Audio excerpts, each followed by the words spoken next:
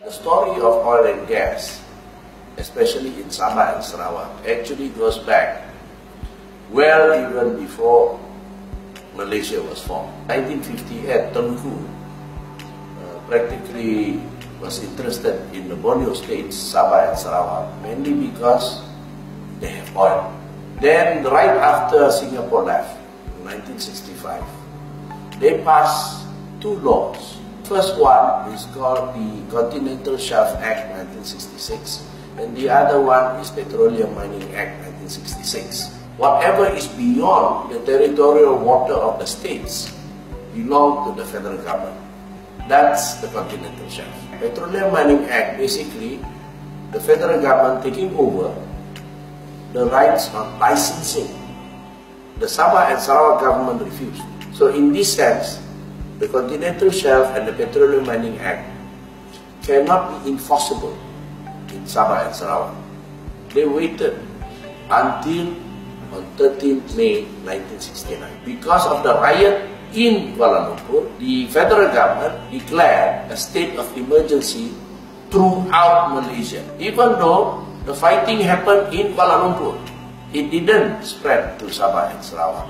Once they declared the state of emergency, the federal government have power to take whatever they want from any states in Malaysia, because whatever they do is not considered unconstitutional.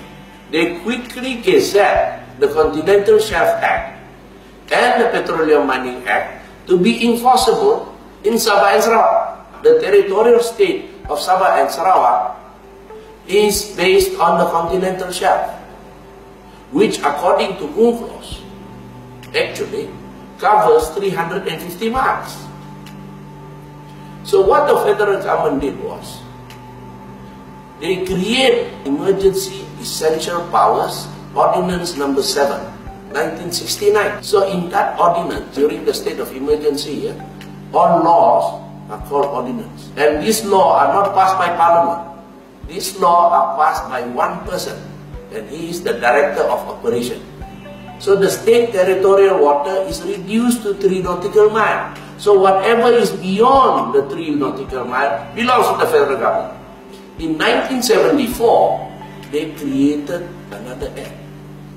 It's called the Petroleum Development Act.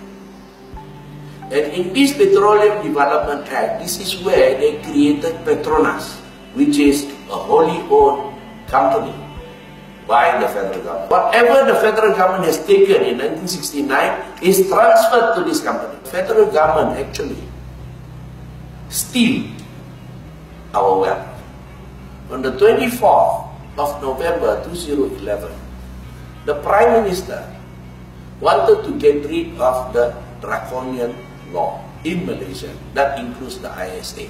So in order for him to get rid of this law, he has to abolish the declaration of the state of emergency in Malaysia, which was done in 1969. When he lifted the state of emergency, he lifted all the gazettes, all the ordinance that was done and that was made during the state of emergency. So once all this becomes void, the Continental Shelf and the Petroleum Mining Act and the Emergency Essential Power Ordinance number 7 also becomes ineffective.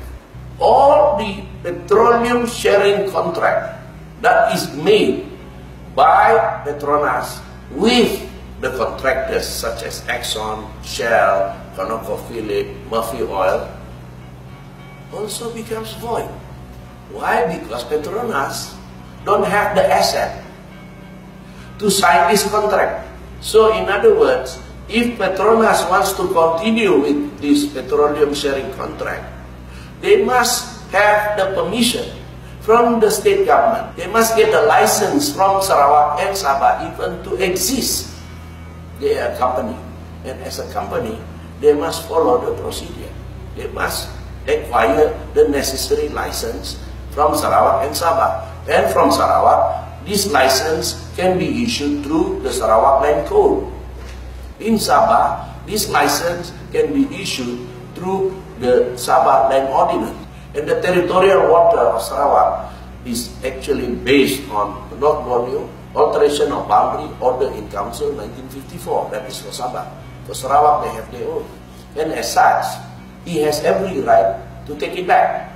And this is where Petronas must get the license from the state government. So Sarawak is doing the right thing. Doesn't belong to the leaders. This wealth belongs to the people. And the leaders are supposed to look after the people. So meaning to say, you have to take it back on behalf of the people. That's the reason why the people put you there as leaders. The question is, how is it that Sarawak can do it, but Sabah cannot do it?